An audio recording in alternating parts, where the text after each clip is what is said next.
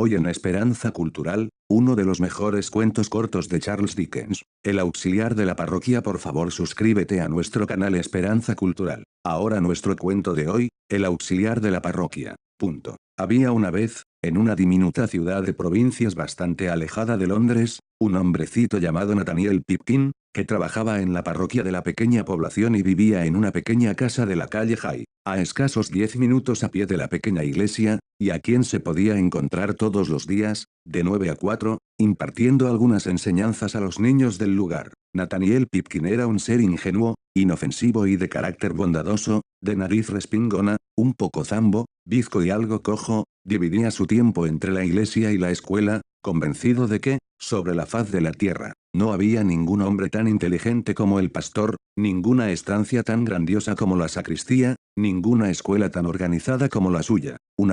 Una sola vez en su vida, había visto a un obispo, a un verdadero obispo, con mangas de batista y peluca. Lo había visto pasear y lo había oído hablar en una confirmación, y, en aquella ocasión tan memorable, Nathaniel Pipkin se había sentido tan abrumado por la devoción y por el miedo que, cuando el obispo que acabamos de mencionar puso la mano sobre su cabeza, él cayó desvanecido y fue sacado de la iglesia en brazos del pertiguero. Aquello había sido un gran acontecimiento, un momento fundamental en la vida de Nathaniel Pipkin, y el único que había alterado el suave discurrir de su tranquila existencia, hasta que una hermosa tarde en que estaba completamente entregado a sus pensamientos, levantó por casualidad los ojos de la pizarra donde ideaba un espantoso problema lleno de sumas para un pilluelo desobediente, y estos se posaron, inesperadamente, en el radiante rostro de María Lobbs, la única hija del viejo Lobbs, el poderoso guarnicionero que vivía enfrente. Lo cierto es que los ojos del señor Pipkin se habían posado antes, y con mucha frecuencia,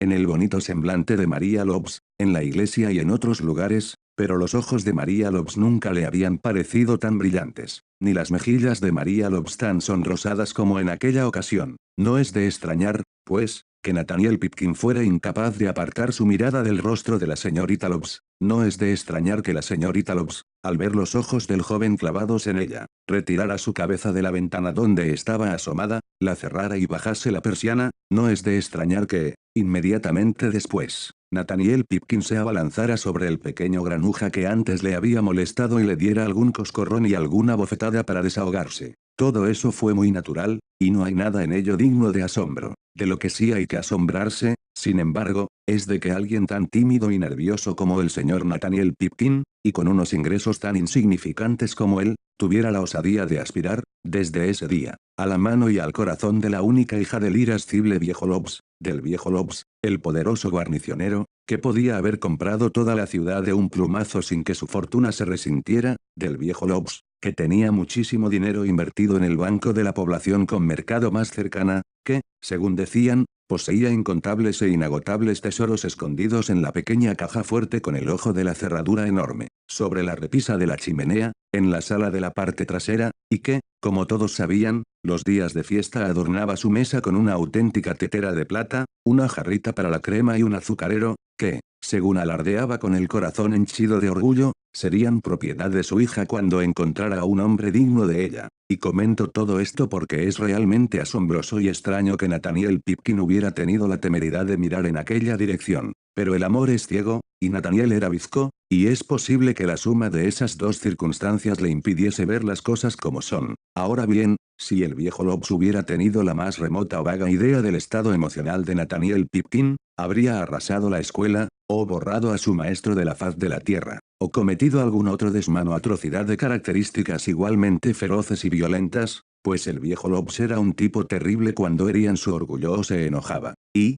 podría jurarlo, algunas veces soltaba tantos improperios por la boca, cuando denunciaba la holgazanería del delgado aprendiz de piernas esqueléticas, que Nathaniel Pipkin temblaba de miedo y a sus alumnos se les erizaban los cabellos del susto. Día tras día, cuando se acababan las clases y los alumnos se habían ido, Nathaniel Pipkin se sentaba en la ventana que daba a la fachada y, mientras fingía leer un libro, miraba de reojo al otro lado de la calle en busca de los brillantes ojos de María Lobbs, y no transcurrieron muchos días antes de que esos brillantes ojos apareciesen en una de las ventanas del piso de arriba, aparentemente enfrascados también en la lectura. Era algo maravilloso que llenaba de alegría el corazón de Nathaniel Pipkin. Era una felicidad estar sentados allí durante horas, los dos juntos, y mirar aquel hermoso rostro cuando bajaba los ojos, pero cuando María Lobbs empezaba a levantar los ojos del libro y a lanzar sus rayos en dirección a Nathaniel Pipkin, su gozo y su admiración no conocían límite. Finalmente, un día en que sabía que el viejo Lobbs se hallaba ausente, Nathaniel Pipkin tuvo el atrevimiento de enviar un beso con la mano a María Lobbs,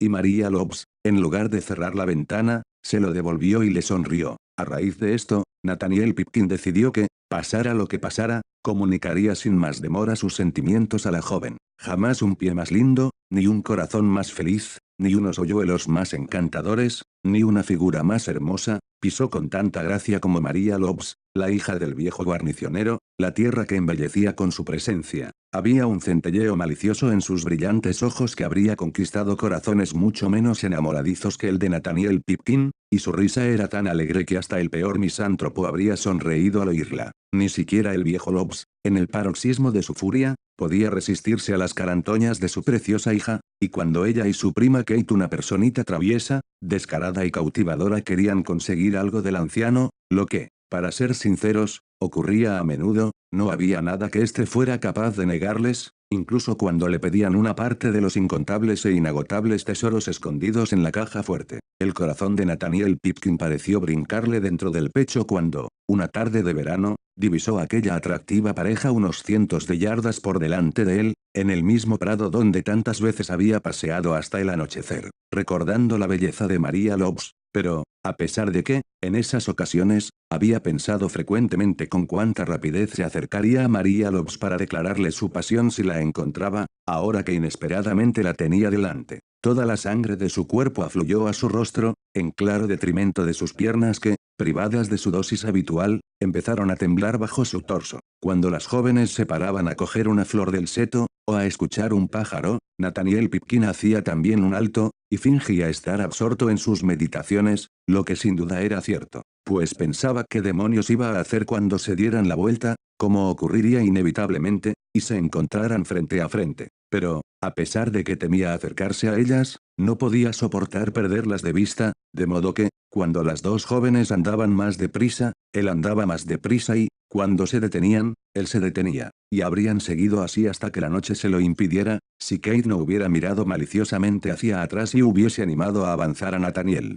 Había algo irresistible en los modales de Kate, así que Nathaniel Pipkin accedió a su deseo, y después de mucho ruborizarse, mientras la pequeña y traviesa prima se desternillaba de risa, Nathaniel Pipkin se arrodilló en la hierba mojada y declaró su determinación de quedarse allí para siempre, a menos que le permitieran ponerse en pie como novio formal de María Lobbs. Al oír esto, la alegre risa de la señorita Lobbs resonó a través del aire sereno de la noche, aunque no pareció perturbarlo, su sonido era tan encantador, y la pequeña y traviesa prima se rió más fuerte que antes, y Nathaniel Pipkin enrojeció como nunca lo había hecho. Finalmente, María Lobbs, ante la insistencia de su rendido admirador, volvió la cabeza y susurró a su prima que dijera en cualquier caso, fue esta quien lo dijo, que se sentía muy honrada con las palabras del señor Pipkin, que su mano y su corazón estaban a disposición de su padre, y que nadie podía ser insensible a los méritos del señor Pipkin. Como Kate declaró todo esto con enorme seriedad, y Nathaniel Pipkin acompañó a casa a María Lobbs, e incluso intentó despedirse de ella con un beso,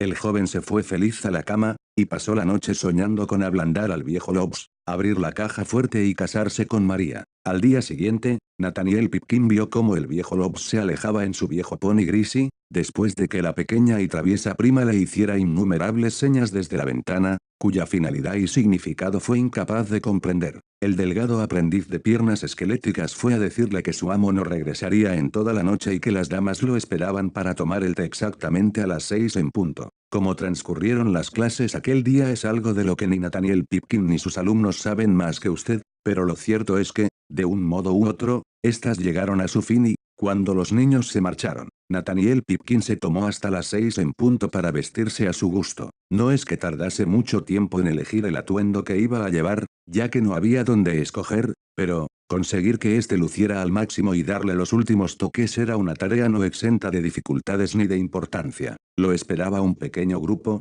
formado por María Lobbs, su prima Kate y 3 o 4 muchachas, juguetonas y afables, de mejillas sonrosadas. Nathaniel Pipkin comprobó personalmente que los rumores que corrían sobre los tesoros del viejo Lobbs no eran exagerados. Había sobre la mesa una auténtica tetera de plata, una jarrita para la crema y un azucarero, y auténticas cucharitas de plata para remover el té, y auténticas tazas de porcelana para beberlo, y platos a juego para los pasteles y las tostadas. Lo único que le disgustaba era la presencia de otro primo de María Lobbs, un hermano de Kate, a quien María llamaba Henry, y que parecía acaparar la compañía de María Lobbs en uno de los extremos de la mesa. Resulta encantador que las familias se quieran, siempre que no lleven ese sentimiento demasiado lejos, y Nathaniel Pipkin no pudo sino pensar que María Lobbs debía de estar especialmente encariñada con sus parientes, si prestaba a los demás la misma atención que a aquel primo. Después de tomar el té, cuando la pequeña y traviesa prima propuso jugar a la gallina ciega, por un motivo u otro, Nathaniel Pipkin estuvo casi todo el tiempo con los ojos vendados, y siempre que cogía al primo sabía con seguridad que María Lobbs andaba cerca, y, a pesar de que la pequeña y traviesa prima y las otras muchachas le pellizcaban, le tiraban del pelo, empujaban las sillas para que tropezara, y toda clase de cosas, María Lobbs jamás se acercó a él, y en una ocasión, Nathaniel Pipkin habría jurado oír el sonido de un beso, seguido de una débil protesta de María Lobbs, y de unas risitas de sus amigas. Todo esto era extraño, muy extraño, y es difícil saber lo que Nathaniel Pipkin habría hecho si sus pensamientos no hubieran tomado bruscamente otra dirección, y las circunstancias que cambiaron el rumbo de sus pensamientos fueron unos fuertes aldabonazos en la puerta de entrada, y quien así llamaba era el viejo Lobbs, que había regresado inesperadamente y golpeaba la puerta con la misma insistencia que un fabricante de ataúdes, pues reclamaba su cena. En cuanto el delgado aprendiz de piernas esqueléticas les comunicó la alarmante noticia, las muchachas subieron corriendo al dormitorio de María Lobbs, y el primo y Nathaniel Pipkin fueron empujados dentro de dos armarios de la sala, a falta de otro escondite mejor, y, cuando María Lobbs y su pequeña y traviesa prima hubieron ocultado a los jóvenes y ordenado la estancia, abrieron al viejo Lobbs, que no había dejado de aporrear la puerta desde su llegada. Lo que, desgraciadamente, sucedió entonces es que el viejo Lobbs, que estaba muerto de hambre, llegó con un humor espantoso. Nathaniel Pipkin podía oírlo gruñir como un viejo mastín con dolor de garganta, y, siempre que el infortunado aprendiz de piernas esqueléticas entraba en el cuarto, tenía la certeza de que el viejo Lobbs empezaría a maldecirlo del modo más sarracénico y feroz, aunque, al parecer, sin otra finalidad u objetivo que desahogar su furia con aquellos superfluos exabruptos. Finalmente le sirvieron la cena, que hubieron de calentar, y el viejo Lobbs se abalanzó sobre la comida, después de comérselo todo con rapidez, besó a su hija y le pidió su pipa. La naturaleza había colocado las rodillas de Nathaniel Pipkin en una posición muy cercana, pero, cuando oí o que el viejo Lobbs pedía su pipa, estas se juntaron con fuerza como si pretendieran reducirse mutuamente a polvo, pues, colgando de un par de ganchos, en el mismo armario donde se escondía, había una enorme pipa, de boquilla marrón y cazoleta de plata, que él mismo había contemplado en la boca del viejo Lobbs con regularidad, todas las tardes y todas las noches, durante los últimos 5 años. Las dos jóvenes buscaron la pipa en el piso de abajo, en el piso de arriba, y en todas partes excepto donde sabían que estaba, y el viejo Lobbs, mientras tanto, despotricaba del modo más increíble. Finalmente, recordó el armario y se dirigió a él. No sirvió de nada que un hombre diminuto como Nathaniel Pipkin tirara de la puerta hacia adentro mientras un tipo grande y fuerte como el viejo Lobbs tiraba hacia afuera. El viejo Lobbs abrió el armario de golpe, poniendo al descubierto a Nathaniel Pipkin que, muy erguido dentro del armario, temblaba atemorizado de la cabeza a los pies. ¡Santo Dios! ¡Qué mirada tan terrible le lanzó el viejo Lobbs! Mientras lo sacaba por el cuello y lo sujetaba a cierta distancia. «¿Pero qué demonios se le ha perdido aquí?», exclamó el viejo Lobbs, con voz estentórea. Nathaniel Pipkin fue incapaz de contestar, de modo que el viejo Lobbs lo zarandeó hacia adelante y hacia atrás durante 2 o 3 minutos, a fin de ayudarlo a aclarar sus ideas. ¿Qué se le ha perdido aquí?, bramó Lobbs. «Supongo que ha venido detrás de mi hija, ¿no es así?». El viejo Lobbs lo dijo únicamente para burlarse de él, pues no creía que el atrevimiento de Nathaniel Pipkin pudiera llegar tan lejos. Cuán grande fue su indignación cuando el pobre hombre respondió: «Sí, señor Lobbs, he venido detrás de su hija. Estoy enamorado de ella, señor Lobbs». «Usted, un rufián apocado, enclenque y mal encarado», dijo con voz entrecortada el viejo Lobbs, paralizado por la terrible confesión. «¿Qué significan sus palabras? Dígamelo en la cara. Maldita sea, lo estrangularé». Es muy probable que el viejo Lobbs hubiera ejecutado su amenaza, empujado por la ira, de no haberlo impedido una inesperada aparición, a saber, El primo de María que, abandonando su armario y corriendo hacia el viejo Lobs, exclamó: no puedo permitir que esta persona inofensiva, que ha sido invitada aquí para el regocijo de unas niñas, asuma, de un modo tan generoso, la responsabilidad de una falta, si es que puede llamarse así, de la que soy el único culpable. Y estoy dispuesto a reconocerlo. Quiero a su hija, señor, y he venido con el propósito de verla. El viejo Lobs abrió mucho los ojos al oír sus palabras, aunque no más que Nathaniel Pipkin. ¿Ha venido usted?, dijo Lobs, recuperando finalmente el habla. Sí, he venido. Hace mucho tiempo que le prohibí entrar en esta casa, es cierto. De otro modo no habría venido a escondidas esta noche. Lamento contar esto del viejo Lobs, pero creo que habría pegado al primo si su hermosa hija, con los brillantes ojos anegados en lágrimas, no le hubiera agarrado el brazo. No lo detengas, María, exclamó el joven, si quiere pegarme, déjalo. Yo no tocaría ni uno de sus cabellos grises por todo el oro del mundo. El anciano bajó la mirada tras ese reproche, y sus ojos se encontraron con los de su hija. He insinuado ya en una o dos ocasiones que los tenía muy brillantes, y, aunque ahora estaban llenos de lágrimas, su influjo no era menor. Cuando el viejo Lobs volvió la cabeza, para evitar que esos ojos lo convencieran, se topó con el rostro de la pequeña y traviesa prima que, medio asustada por su hermano y medio riéndose de Nathaniel Pipkin,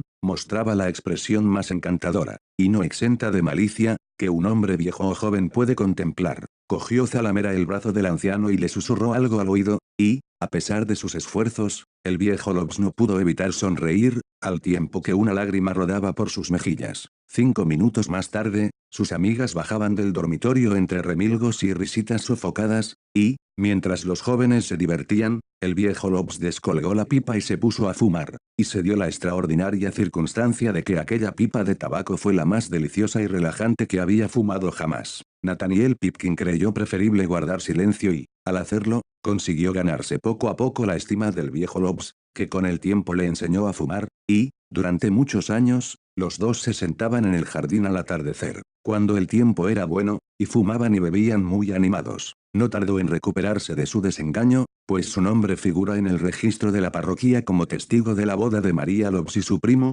y, según consta en otros documentos, parece que la noche de la ceremonia la pasó entre rejas, por haber cometido toda clase de excesos en las calles en un estado de absoluta embriaguez, ayudado e instigado por el delgado aprendiz de piernas esqueléticas. Fin.